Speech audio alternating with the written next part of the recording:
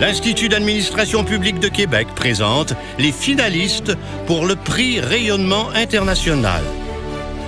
Finalistes, Ministère des Finances. Réalisation, émission d'obligations vertes du gouvernement du Québec sur le marché mondial.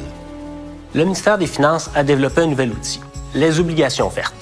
L'argent emprunté via les obligations vertes servira uniquement à des projets spécifiques ayant des bénéfices pour l'environnement.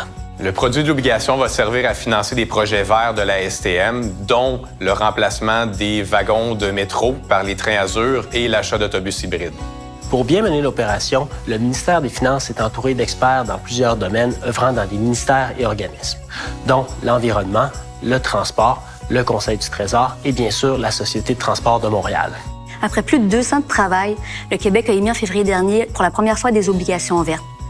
On a émis 500 millions de dollars canadiens, mais la demande a été tellement forte que le carnet de commande a atteint 1,1 milliard de dollars. Un vrai succès. Le programme d'obligations vertes du Québec s'est vu attribuer la cote vert foncé, soit la plus haute cote décernée par Cicero, le Center for International Climate Research. L'émission a été réalisée sur les marchés mondiaux. 40 des investisseurs provenaient de l'international, essentiellement des États-Unis, d'Europe et d'Asie, dont certains achetaient pour la première fois des obligations du Québec.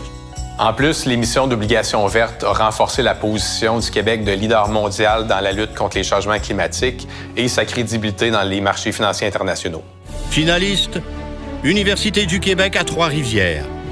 Réalisation, projet d'appui de l'Université du Québec à Trois-Rivières pour la mise en œuvre du plan d'action de l'Institut national de formation d'action sanitaire et sociale au Gabon.